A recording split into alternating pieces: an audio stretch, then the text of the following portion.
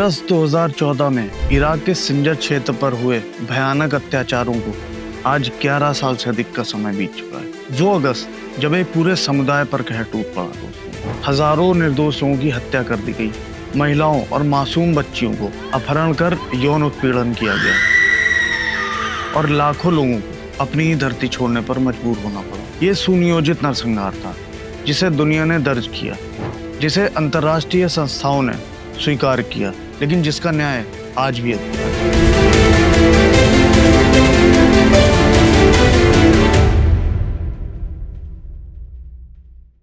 दोस्तों, आज हम बात कर रहे हैं यजीदी समुदाय की, जिसे इतिहास ने बार बार मिटाने की कोशिश की गई, लेकिन जो हर बार समय की राख से उठकर फिर से अपनी पहचान के साथ खड़ा हो गया। दोस्तों, आज हम जानेंगे यजीदी समुदाय की पूरी कहानी, उनका जीवन, धार्मिक मान्यताएं और उनका संघर्ष और समाज में उनकी वर्तमान स्थिति। आखिर कौन है यजीदी और क्या है उनका इतिहास?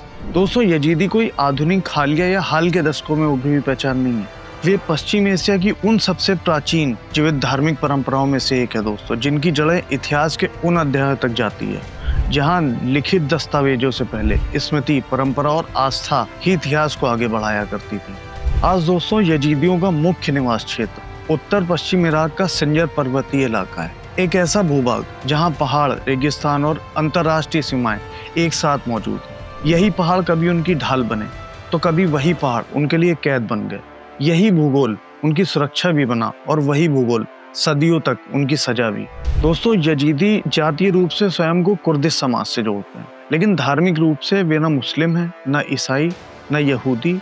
और इतिहास हमें दोस्तों बार बार बताता है कि अलग होना अक्सर सबसे बड़ा अपराध बना दिया जाता है। दोस्तों, आपको ये जानकर हैरानी होगी कि कितना पुराना है यजीदियों का इतिहास। यजीदियों का अपना धार्मिक कैलेंडर लगभग 6700 वर्ष पुराना माना जाता है। इसका सीधा अर्थ यही है कि जब मिस्र और यूनान जैसी महान सभ्यताएं अभी आकार ही ले रही थीं, उससे भी पहले यजीदी परंपराएं अस्तित्व में थीं। यजीदी धर्म किसी एक लिखित ग्रंथ पर आधारित नहीं है दोस्तों। ये धर्म मौखिक परंपरा पर टिका हुआ है। कव्वालों द्वारा गाए गए भजन, पीढ़ियों से सुनाई जाती कथाएं और प्रतीकों के माध्यम से सिखाई गई आस्थाएं। दोस्तों, यजीदी लोक कथाओं में महाबाढ़ का उल्लेख मिलता है, जहां आत्मा की अमरता की बात की जाती है, जहां सनातन की तरह पुनर्जन्म की अवधारणा भी है और अंततः मोक्ष की कल्पना दिखाई देती है। दोस्तों, ये सभी विचार उन्हें भारतीय दार्शनिक परंपराओं से बेहद करीब ले आते हैं, जहां जीवन को एक चक्र माना जाता है और आत्मा को शाश्वत। कई बार दोस्तों, यजीदियों की मान्यताएं, उनकी धारणाएं देखकर यह सवाल अक्सर पूछा जाता है, क्या यजीदी हिंदू हैं? और इसका जवाब स्पष्ट और संतुलित है। यजीदी स्वयं को हिंदू नहीं कहते, लेकिन उनकी आस्थाओं, प्रतीकों और जीवन दृष्टि में सनातन दर्शन के असाधारण समानताएं देखी जाती हैं। यजीदी सूर्य की दिशा में प्रार्थना करते हैं। वे पवित्र अग्नि को शुद्धिकरण और दिव्यता का माध्यम मानते हैं। वे पुनर्जन्म में विश्वास रखते हैं और उनका नववर्ष अप्रैल महीने में ही आता है, ठीक उसी समय दोस्तों जब भारत में चैत नवरात्र और नवरात्रि मनाई जाती है। ये समानताएं संयोग नहीं लगती, बल्कि एक साझा सभ्यतागत स्मृति की ओर संकेत करती है। यजीदी धर्म का केंद्रीय प्रतीक है ताउस मिलेके, जिसे पिकॉक एंजल अर्थात मोर देवदूत भी कहा जाता है। मोर जो भारत का राष्ट्रीय और पवित्र पक्षी है दोस्तों, लेकिन मिडिल ईस्ट का मूल पक्षी नहीं माना जाता। और यही नहीं, कार्तिकेय का वाहन भी मोर ही है। लेकिन दोस्तों, यजीदी मानते हैं कि वे भगवान शिव के पुत्र कार्तिकेय परंपरा से जुड़े हुए हैं। उनकी मान्यता है कि उनके पूर्वज भारत से अफगानिस्तान, फिर ईरान होते हुए मेसोपोटामिया पहुंचे। इसी विश्वास के कारण आज यजीदी अपने प्रस्तावित होमलैंड को कार्तिकिस्तान कहने की बात करते हैं, एक ऐसा नाम जो उनके लिए सिर्फ भूगोल नहीं बल्कि स्मृति और पहचान का प्रतीक है। इन सबके बीच एक और हैरान करने वाली बात है जो हमें सोचने पर मजबूर कर देती है कि क्या सच में यजीदी हिंदू ही हैं? दोस्तों, इराक की लालिस घाटी में स्थित यजीदियों का सबसे पवित्र तीर्थ है लालिस मंदिर। इस मंदिर की दीवारों पर बनी चित्रकला एक स्त्री साड़ी, बिंदी और भारतीय वेशभूषा में देव पूजा करती दिखाई देती है। ये कोई साधारण चित्र नहीं है, एक सांस्कृतिक स्मृति है जो सदियों से जीवित है। भारत के आध्यात्मिक गुरु श्री श्री रविशंकर स्वयं लालिस मंदिर गए। वहाँ यजीदी धार्मिक नेताओं ने खुले रूप से स्वीकार किया कि भारतीय और यजीदी परंपराओं में गहरी समानताएं मौजूद हैं। सवाल यह है कि यजीदियों को शैतान पूजक क्यों कहा जाता है। यहीं से यजीदी समुदाय का सबसे बड़ा दुर्भाग्य शुरू होता है। दोस्तों, यजीदी धर्म में ताउस मिलेके नामक दिव्य सत्ता को माना जाता है, जिसे वे मोर देवदूत भी कहते हैं। यजीदी मान्यताओं के अनुसार ताउस मिलेके ईश्वर के आदेशों का पालन करने वाले 7 प्रमुख फरिश्तों में से एक है, और वे बुराई के प्रतीक नहीं बल्कि ईश्वर के प्रति निष्ठा और जिम्मेदारी के प्रतीक हैं। लेकिन बाहरी धार्मिक व्याख्याओं, विशेषकर अरबी परंपराओं में दोस्तों, ताउस मिलेके की कथा को गलत ढंग से शैतान या इब्लिस से जोड़ दिया गया। इसी अधूरी और विकृत समझ के कारण यजीदी समुदाय का शैतान पूजक होने का ठप्पा लगा दिया गया। और इतिहास गवाह है दोस्तों, जब किसी समुदाय को अमानवीय घोषित कर दिया जाता है तो उसके खिलाफ हिंसा धार्मिक कर्तव्य बना दी जाती है। समाज का यही रूल है। और दोस्तों, यजीदियों के साथ ठीक यही हुआ।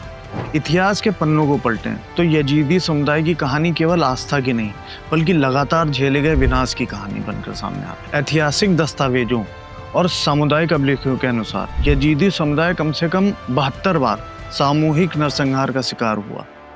ऑटोमन साम्राज्य के दौर से लेकर 18वीं और 19वीं शताब्दी तक यजीदियों के खिलाफ पूरे सैन्य अभियानों को अंजाम दिया गया। उनके गांव उजाड़ दिए गए, मंदिर तोड़ दिए गए और उन्हें जबरन धर्म परिवर्तन के लिए मजबूर किया गया। इन अभियानों का उद्देश्य सिर्फ सत्ता नहीं था दोस्तों, उद्देश्य था एक पूरी पहचान को मिटा देना।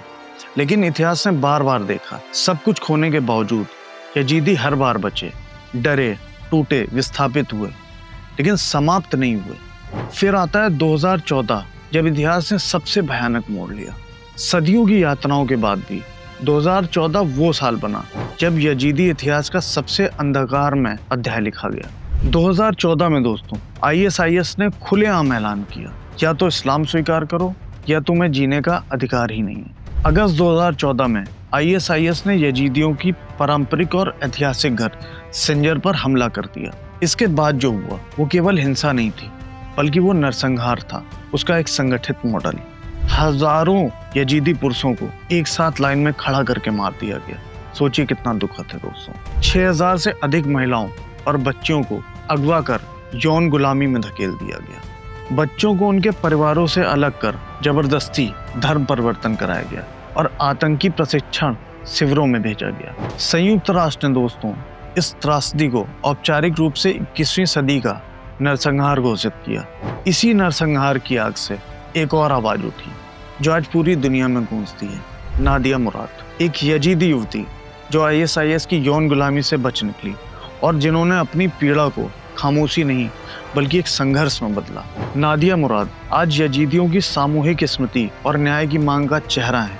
उन्हें नोबेल शांति पुरस्कार मिला, लेकिन यजीदी समुदाय के लिए न्याय अब भी अधूरा है। दोस्तों, इतने संघर्षों के बाद एक सवाल मन में आता है कि आज यजीदी कहाँ है और यजीदी समाज किस स्थिति में है। आज दुनिया भर में अनुमानित 7 से 10 लाख यजीदी बचे हैं। वे इराक, सीरिया, तुर्की, आर्मेनिया, जर्मनी, अमेरिका और कनाडा जैसे देशों में फैले हुए हैं। लेकिन इन आंकड़ों के पीछे कड़वी सच्चाई छिपी है दोस्तों। यजीदियों का एक बड़ा हिस्सा आज भी शरणार्थी शिविरों में रह रहा है, जहां ना घर है, ना स्थायित्व और ना भविष्य की कोई स्पष्ट गारंटी। दोस्तों, बीते कई वर्षों में 2015, 2018 और उसके बाद भी यजीदी नेताओं और प्रतिनिधियों ने कई बार भारत की यात्रा की। उनका ये विश्वास था दोस्तों कि भारत ही एकमात्र वो राष्ट्र है जहां सबसे अधिक सभ्यतागत समाज है, जो आस्था, उत्पीड़न और स्मृति की कीमत को समझता है। इतना ही नहीं दोस्तों, कई बार यजीदी नेताओं ने भारत से अपील भी की कि वो संयुक्त राष्ट्र और अंतर्राष्ट्रीय मंचों पर यजीदी नरसंहार का मुद्दा उठाएं और उनकी सुरक्षा और न्याय की मांग का समर्थन करें। हाल ही में यजीदी जस्टिस कमेटी की रिपोर्ट ने यजीदी नरसंहार पर अंतर्राष्ट्रीय जवाबदेही तय करने की मांग की और उसे नई धार दी।